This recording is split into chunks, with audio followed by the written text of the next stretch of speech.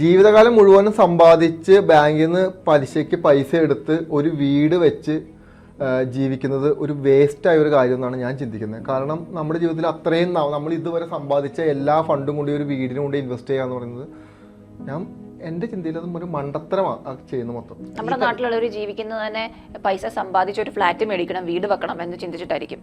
അതെന്തോ വലിയ സംഭവമായിട്ട് നമ്മൾ കാണുന്നു. അല്ല, ഈ പറഞ്ഞ പോലെ വേറൊരു പോയിന്റ്. ഇപ്പം ജീവിതത്തിൽ എന്തെങ്കിലും ഒന്ന് അച്ചീവ് ചെയ്യാൻ ഒരു വീടെങ്കിലും എനിക്ക് വെക്കണം, എൻ്റെ പേരിൽ അല്ലെങ്കിൽ എൻ്റെ സ്വന്തം അധ്വാനത്തിൽ എൻ്റെ സ്വന്തം കാശ് ഞാൻ മുടക്കി ഒരു വീട് വെക്കുന്നു എന്ന പോയിന്റിൽ ഞാൻ സപ്പോർട്ട് ചെയ്യുന്നു. പക്ഷേ ഈ പലിശയ്ക്ക് പണം എടുത്ത് വീട് വെക്കുന്നതിനെക്കുറിച്ച് എനിക്ക് സപ്പോർട്ടില്ല.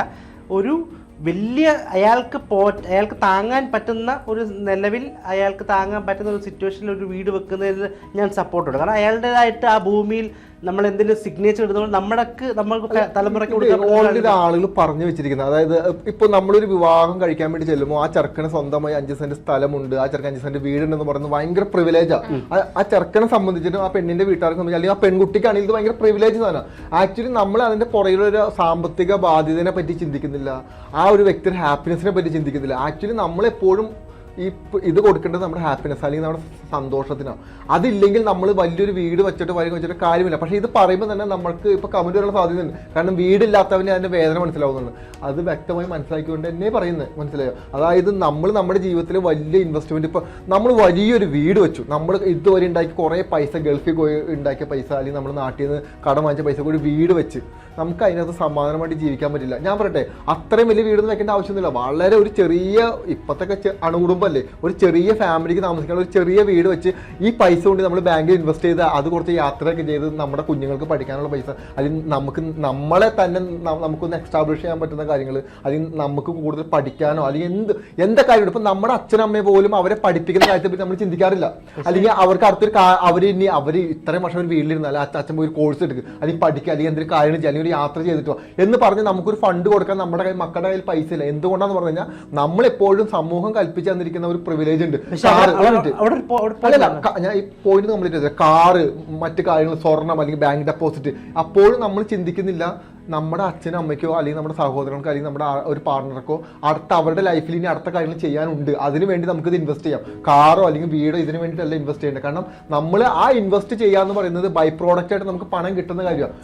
സാധാരണ ഒരു മലയാളിയുടെ ഒരു ലൈഫ് സ്റ്റൈൽ എന്നാണ് ചോദിക്കുന്നത്. ഇപ്പം ഒരു 10-30,000 രൂപ അല്ലെ 10-20,000 രൂപ അല്ലെ 10,000 രൂപ ശമ്പളം കിട്ടുന്ന ഒരാൾ, അയാൾക്ക് വലിയ സേവിങ്സ് ഒന്നും കാണില്ല. പക്ഷേ എങ്ങനെയോ തട്ടിക്കുട്ടി ഒരു വീട് വെച്ചെന്ന് നാളെ ഒരു സിറ്റുവേഷൻ വരിക, ഒരു ഹോസ്പിറ്റൽ കേസ്, മിനിമം ഒരു വലിയൊരു ഇഷ്യൂ വന്നു കഴിഞ്ഞാൽ പെട്ടെന്നൊരു ഫണ്ട് റോൾ ചെയ്യുകയാണെങ്കിൽ ഏറ്റവും ബെസ്റ്റ് സോഴ്സ് എന്താ?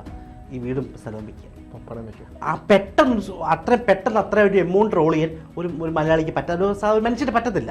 അപ്പം അതൊരു ഇൻവെസ്റ്റ്മെന്റ് അല്ലേ? കാരണം നാളെ എന്തെങ്കിലും ആവശ്യം വന്നാൽ അത് നമുക്ക് ഇപ്പൊ ഇൻഷുറൻസ് ഒക്കെ എടുക്കുമ്പോൾ അത് പലതും ഇതാക്കി കിട്ടും. ഒരു വീട് വെക്കാൻ എത്ര ലക്ഷം രൂപ വരും മിനിമം? ഒരു പ്രിവിലേജ് വീട് വെക്കുന്നതിന്, അതായത് മോശമല്ല, തരക്കേടില്ലാത്തൊരു വീട്, സ്ഥലത്തിന്റെ പൈസ വീടിന്റെ പൈസ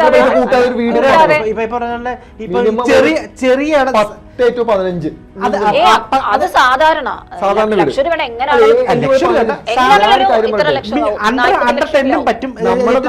നമ്മുടെ നാട്ടിലെ പ്രോഡക്റ്റ് ഉപയോഗിച്ചിട്ട് നമുക്ക് ഈ പറയുന്ന വെസ്റ്റേൺ കൾച്ചർ നമുക്ക് വിടാം. എങ്കിൽ പോലും നമുക്ക് അത്യാവശ്യം നല്ലൊരു വീട് വെക്കാൻ മിനിമം ഒരു 5 ലക്ഷം രൂപയ്ക്കുള്ളിൽ നമുക്ക് താമസിക്കാനും ബാത്റൂം എല്ലാം കൂടെ ചെറിയൊരു വീട് വെക്കാം. അത് എന്തുകൊണ്ട് വെക്കുന്നില്ല എന്നാണ് ചോദിച്ചാൽ. ബാക്കി പൈസ എന്തുകൊണ്ട് ഡെപ്പോസിറ്റ് ചെയ്തു? ഈ പറയുന്ന കാര്യത്തിൽ നമുക്ക് നാളെ ഒരു അസുഖം വരികയോ അല്ലെങ്കിൽ നമുക്ക് എന്തെങ്കിലും ബുദ്ധിമുട്ട് വന്നു കഴിഞ്ഞാൽ നമ്മൾ നാളെ ഒരിക്കലും ഒരുത്തിന്റെ കയ്യിൽ നിന്ന് പൈസ കടം വാങ്ങുക എന്ന് പറയുന്നത് ഭയങ്കര ഇൻസൾട്ടായ കാര്യം. കാരണം നമുക്ക് വേണ്ടപ്പെട്ട ഒരാളിന് നമ്മൾ പൈസ കടം ചോദിച്ചാൽ നമുക്ക് തന്നില്ലെങ്കിൽ നമുക്ക് ഭയങ്കര ഇൻസൾട്ട് ആവും. നമ്മൾ ആ ഇൻസൾട്ട് ആരും ആഗ്രഹിക്കുന്നില്ല. പക്ഷെ നിവൃത്തികേടുണ്ടായിരിക്കും നമ്മൾ കടം വാങ്ങാൻ വേണ്ടി പോകുന്നത്. അത് നമുക്ക് ആ പോയിന്റ് മനസ്സിലാവും. പക്ഷെ ഇത്രയും വലിയ ഒരു മറ്റുള്ളവരെ കാണിക്കാനും അല്ലെങ്കിൽ നമുക്ക് തന്നെ മറ്റേ രോമാഞ്ചം കൊള്ളാനും ഒരു വീട് വെക്കുന്നതിന് പകരം ഈ പൈസ എടുത്ത് ബാങ്കിൽ ഇടുകയോ ബാക്കി അതിനൊരു ചെറിയ വീട് വെച്ച് അതിൻ്റെ അകത്ത് ഭയങ്കര നമ്മളല്ലേ അതിൻ്റെ അകത്ത് രാജാവ്, നമ്മളല്ലേ എങ്ങനെ ജീവിക്കാൻ തീരുമാനിക്കും? അവരവർ ജീവിക്കുന്ന അവരവരുടെ ഇഷ്ടം പോലെയാണ്.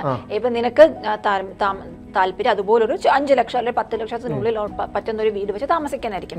എന്നാൽ മറ്റു ചിലർ അവരുടെ സ്വപ്നമായിട്ട് അവർ ചെറുപ്പത്തിൽ അതിനെ ചിന്തിച്ചു വെച്ചിരിക്കുകയാണ്, എനിക്ക് ഇങ്ങനെ ഒരു 4 കെട്ട് പണിയണം, 8 കെട്ട് പണിയണം. എനിക്കിപ്പോ സ്വന്തമായിട്ടൊരു വീടുണ്ട്, തൽക്കാലം ഒരു വീട് മേടിച്ച് പൈസ കളയാൻ ആഗ്രഹിക്കുന്നില്ല. ബിക്കോസ് അത് ഡെഡ് മണിയാണ്. ആ പൈസ മറ്റു പല കാര്യത്തിനും നമ്മൾ യൂസ് ചെയ്യുകയാണ് വേണ്ടത്. അത്രയ്ക്കും സർപ്ലസ് ഉണ്ടെങ്കിൽ നമുക്ക് ഈ പറയുന്നത് പോലെ സ്ഥലം മേടിക്കുക, വീട് വാങ്ങിക്കുക, വിൽക്കുക ഒക്കെ ചെയ്യാം. വ്യക്തിപരമായ കാര്യത്തെ പറ്റിയല്ല ഞാൻ പറയുന്നത് ജനറൽ എന്നോട് വ്യക്തിപരമായ ചോദിച്ചു, അതാണ് ഞാൻ പറഞ്ഞത്. അല്ല എന്റെ അടുത്ത് പറഞ്ഞുകൊണ്ട് അത് വ്യക്തിപരമല്ലേന്ന് ഞാൻ പറഞ്ഞോണ്ട് ഞാൻ വ്യക്തിപരമായിട്ട് അതല്ല, നീ പറയുന്ന ആൻസർ ആണ് പറയുന്നത്. ഓരോ വീട് വെക്കുന്നത് ഓരോ വ്യക്തികളല്ലേ, അതൊക്കെ ഓരോരുത്തരുടെ ഇഷ്ടത്തിനനുസരിച്ച്. ചിലര് ചെറുപ്പം തൊട്ടേ കണ്ടീഷൻ ചെയ്ത് വെച്ചിരിക്കുകയാണ്, ഇത്ര വേണം, ആ പ്രസ്റ്റീജ് മറ്റുള്ളവരെ കാണിക്കണം. എനിക്ക് പറയട്ടെ, അപ്പം ആ ഒരു കണ്ടീഷൻ കാരണം അവർക്ക് അങ്ങനെ ആയേ പറ്റൂ. കാരണം നാളെ അവരുടെ മക്കള് വലുതാകുമ്പോ അവര് ചോദിക്കും, എന്താ അച്ഛാ ഇത്രയും മുറിയുള്ള വീട് വെക്കാതിരുന്നത്, ഞങ്ങൾ നാളെ വളർന്ന് വലുതാവില്ലേ, ഞങ്ങൾ കല്യാണം കഴിക്കില്ലേ, കല്യാണം കഴിച്ച ഒരു പെണ്ണിനെ കൂട്ടിക്കൊണ്ട് വരില്ലേ, അപ്പൊ അങ്ങനെ ഒരു സൗകര്യമുള്ള ഒരു വീട് വേണ്ടേ എന്ന് മക്കള് ചോദിക്കും. അതാണ് കണ്ടീഷനായിട്ട് ജീവിക്കണം എന്നാണ് പറയുന്നത്.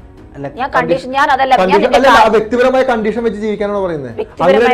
അതിപ്പോ പറഞ്ഞില്ലേ, ഓരോ വ്യക്തിക്ക് ആ വ്യക്തിയെ ചെറുപ്പം മുതൽ വന്നൊരു കണ്ടീഷൻ വെച്ചിട്ടാണ് ഇപ്പൊ ഈ കാര്യങ്ങൾ തീരുമാനിക്കുന്നത്. അപ്പൊ അതുപോലെ ഒരു വ്യക്തി ചെറുപ്പം മുതൽ അവൻ ശീലിച്ച് വന്ന ആ ഒരു സ്വഭാവം വെച്ച് കണ്ടീഷൻ വെച്ചിട്ട് ജീവിക്കണം. പിന്നെ അത് മാത്രമല്ല, അതല്ല ഞാൻ ചോദിക്കാൻ അത് കണ്ടിന്യൂ ചെയ്യാൻ കണ്ടീഷൻ വെച്ചിട്ടല്ല ഞാൻ പറഞ്ഞ പോയിന്റ് ഇതല്ല. ഞാൻ പറഞ്ഞു തീർത്തില്ല, അതിന്റെ ഇടയ്ക്ക് ഞാൻ പറഞ്ഞിട്ടൊന്ന് പോയിന്റ്. ഇപ്പം നമുക്കൊരു വീടുണ്ട്, എനിക്കൊരു വീടുണ്ട്. ഇപ്പൊ എന്റെ വീട്ടിൽ ഇപ്പൊ ഒരു 4 പേരുണ്ട്. അപ്പോൾ നമ്മൾ വളർന്നു വലുതാകുന്ന പ്രായത്തിൽ നമ്മൾ ആഗ്രഹിക്കും, എനിക്കൊരു പ്രൈവസി വേണം, ഫ്രീഡം വേണം, എനിക്ക് സ്വന്തമായിട്ടൊരു മുറി വേണം, നമ്മൾ ആഗ്രഹിക്കും ഏതൊരു കുട്ടി വളർന്നു വലുതാവുമ്പോഴും. അപ്പൊ ഈ അച്ഛനും അമ്മയും അവർക്ക് പ്രത്യേക, ഞാൻ പ്രാക്ടിക്കലായിട്ടുള്ള കാര്യമാണ് പറയുന്നത്, ഓരോ അച്ഛനും അമ്മയും പ്രത്യേക മുറി പണി. ഇപ്പൊ നീ നിന്റെ വീടിന്റെ കാര്യം നോക്കിയാൽ മതി, നമ്മുടെ വീടിന്റെ കാര്യം നോക്കിയാൽ പണിയും. എന്തിനു വേണ്ടിയിട്ടാണ്?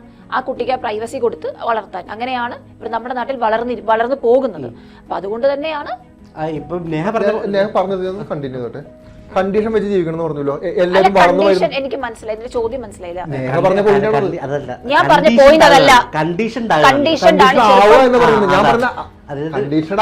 പറയുന്ന പോയിന്റിൽ നീ തർക്കി. ഞാൻ പറഞ്ഞ പോയിന്റ് നീ പറയുന്ന വേറെ രണ്ടാ ചെറുപ്പം തൊട്ടേ. പിന്നെ ഞാൻ പറഞ്ഞ പോയിന്റ് അതല്ല, അത് ഇത്രക്ക് വലിയൊരു വീട് വേണം, എനിക്ക് ഇങ്ങനെ ആണം, എനിക്ക് മറ്റുള്ളവരെ കാണിക്കണം എന്ന് ചിന്തിക്കുന്ന ഒരു സമൂഹമുണ്ട്. അതുകൊണ്ടാണ് ഈ വരുമ്പോൾ കൊട്ടാരങ്ങൾ മാത്രം ഇങ്ങനെ പണിത് വെറുതെ പൈസ കളയുന്നത്.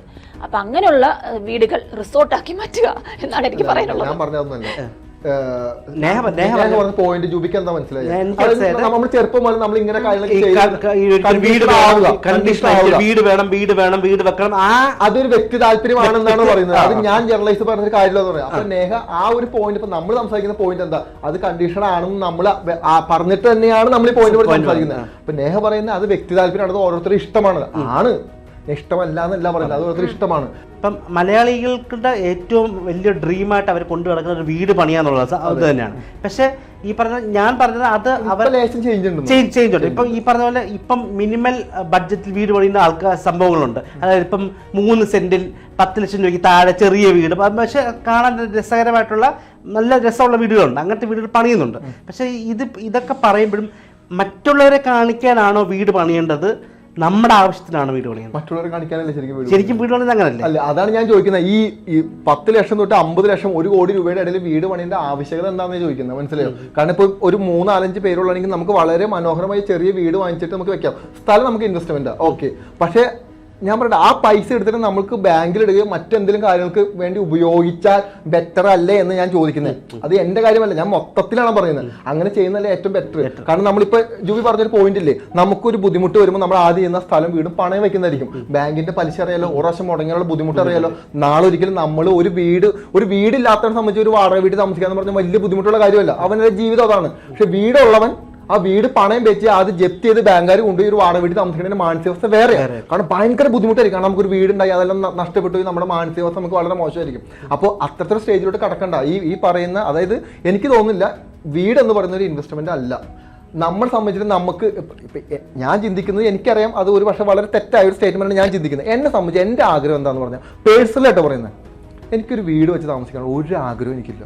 കാരണം എന്നെ സംബന്ധിച്ച് എനിക്ക് ഒരുപാട് എക്സ്പ്ലോർ ചെയ്യുന്ന ആഗ്രഹിക്കുന്നതാണ്. എനിക്ക് തിരിച്ച് ആ ഒരു പോയിന്റിലോട്ട് തിരിച്ച് വരണമെന്നില്ല. ഞാൻ എവിടെ ചെല്ലുന്നു അതെൻ്റെ വീടായിട്ട് കാണണം, അല്ലെങ്കിൽ അത് എൻ്റെ സ്വന്തമായി കാണണമെന്ന് ആഗ്രഹിക്കണം. അത് നമ്മളിപ്പോൾ എവിടെ ചെന്നാലും, ഇപ്പം നാളെ ഒരിക്കലും ഞാൻ ഇവിടുന്ന് മാറി ഒരു ഹിമാചൽ പ്രദേശ് പോയി കഴിഞ്ഞാൽ എനിക്ക് അവിടെയും എനിക്ക് അങ്ങനെ താമസിക്കാൻ പറ്റണം എന്ന് ആഗ്രഹിക്കുന്ന ഒരാളാണ് ഞാൻ. കാരണം വീടെന്ന് പറയുന്ന സാധനം തന്നെ നമ്മൾ തിരിച്ച് പിടിച്ച് വലിച്ച് അതിലോട്ട് കൊണ്ടിടുന്ന ഒരു പോയിന്റ് ആണ്. കാരണം നമുക്ക് എവിടെ പോയാലും നമ്മൾ ആ ഒരു കണക്ഷൻ നമുക്ക് അവിടെ ഉണ്ട്. അത് മോശമാണെന്നല്ല, അത് എന്റെ ചിന്താഗതി മോശമാണെന്ന് ഞാൻ സമ്മതിക്കാം, എനിക്കത് പ്രശ്നമില്ല. പക്ഷെ അതൊരു വളരെ ലോക്കാണ് ആക്ച്വലി. ഒരു കാര്യമുണ്ട്, ഈ പറയുന്ന കാര്യങ്ങൾ കറക്റ്റ് ആണ്, ഒരു പരിധി വരെ കറക്റ്റ് ആണ്. ഇപ്പൊ എന്നെ സംബന്ധിച്ചിടത്തോളം എന്നോട് ചോദിച്ചാലും ജസ്റ്റ് വീട്ടിലേക്ക് വേണ്ടി നമ്മൾ ഇൻവെസ്റ്റ് ചെയ്യുമ്പോൾ ആവശ്യത്തിന് വേണ്ടി ഇൻവെസ്റ്റ് ചെയ്യണമെന്ന് ഞാനും പറയത്തുള്ളൂ. പക്ഷേ ഒരുപാട് ആളുകൾ അതൊരു വലിയ സംഭവമായിട്ട് കാണുന്നു. കാരണം ഈ പറഞ്ഞ പോലെ പ്രസ്റ്റീജ് ആണ്, എനിക്കിത് വേണം, എനിക്കിത് മഴ പെയ്യുന്ന വീട് വേണം, ഫൗണ്ടൈൻ ഉള്ള വീട് വേണം, ഇതൊക്കെ നല്ലതാണല്ല. പക്ഷെ ഒരു പരിധി കഴിഞ്ഞ റിസോർട്ട് ആക്കി കൊടുക്കാനേ കൊള്ളുള്ളൂ. ഇപ്പൊ എന്റെ അക്കൗണ്ടിൽ ഒരു 50 ലക്ഷം രൂപയുണ്ട്, പക്ഷെ എനിക്ക് വീടില്ല, ഞാൻ വീട് വെച്ചിട്ടില്ല, എന്തെങ്കിലും കുഴപ്പമുണ്ടോ? ഒരു കുഴപ്പമില്ല. നെഗറ്റീവ് ആകുന്ന ഒരു കാര്യം പറയട്ടെ, ഈ പുത്തൻ പണക്കാരല്ലേ കൂടുതൽ ഇതിലേക്ക് ഇറങ്ങി ചാടുന്നത്, പെട്ടെന്ന് പൈസ. അല്ല, എന്റെ കയ്യിൽ പണം ഉണ്ടെന്ന് ഞാൻ എങ്ങനെ നിങ്ങളെ കാണിക്കുന്നുള്ളതാണ് പ്രശ്നം. അതാ പുത്തൻ പണക്കാർ. അല്ല, അതാ പറഞ്ഞേ, അത് കാണിക്കണ്ടേ, അത് എന്റെ ഫ്രസ്ട്രേഷനാ. അതൊന്ന് ആലോചിക്കുക. പണം ഇല്ലാത്തവന്റെ ഫ്രസ്ട്രേഷൻ വേറെ സൈഡിൽ, പണമുള്ളവൻ അവന്റെ പണം കാണിക്കാനും അവന്റെ പ്രിവിലേജ് കാണിക്കാനും അവന് 3 ഓപ്ഷനേ ഉള്ളൂ. 1, വലിയൊരു മണിമാളിക പണിക. 2, അത്തരത്തിലുള്ള ഏതെങ്കിലും ആഡംബര കാറുകളൊക്കെ വാങ്ങിച്ചിടാം. 3, ആ പൈസ എടുത്ത് ചാരിറ്റി ചെയ്യുക, എന്നിട്ട് ആ ചാരിറ്റി എടുത്ത് പ്രൊമോഷൻ ചെയ്യുക. ഇതല്ലാതെ വേറെ എന്തോ ഓപ്ഷൻ എന്റെ പണം ഉണ്ടെന്ന് ഞാൻ തെളിയിക്കുക. അപ്പോ ഒരു കാര്യമുണ്ട്, ഈ പറയുന്നത് കുറച്ചൊക്കെ കറക്റ്റ് ആണ്. പക്ഷെ എന്നാലും പണമുള്ളത് കാണിക്കാൻ വേണ്ടിയ വീട് വെക്കുന്നതെന്ന് പറയരുത്. അവരുടെ കയ്യിൽ അത്രയ്ക്ക് ഇട്ട് മൂടാനുള്ള സ്വത്തുണ്ടെങ്കിൽ അവരുടെ ഒരു ഇത്ര % മാത്രമേ അവർ ആ വീട് വെക്കാൻ ഉപയോഗിക്കുന്നുള്ളൂ. അല്ല, വേറെ ഈ പറഞ്ഞ പോലെ ഇപ്പൊ അംബാനിക്ക് 3 BHK വീട്. ഇതിന്റെ അപകടം എന്താ അറിയാമോ? ഇപ്പൊ അങ്ങനെ ഒരു വലിയ, ഇപ്പൊ നിങ്ങളുടെ കുടുംബക്കാരുടെ കാര്യത്തിലെടുക്കാം. ഒരു കുടുംബക്കാരനടുത്ത് അങ്ങനെ വലിയൊരു വീട് വെച്ചു, അവന്റെ അനിയന സഹോദരൻ എന്തായിരിക്കും ചെയ്യാൻ വേണ്ടി പോകുന്നത്? അവനെ പോലെയുള്ളൊരു വീട് വെച്ചില്ലെങ്കിൽ അതൊരു പ്രിവിലേജ് ഇഷ്യൂ ആയിട്ട് മാറും.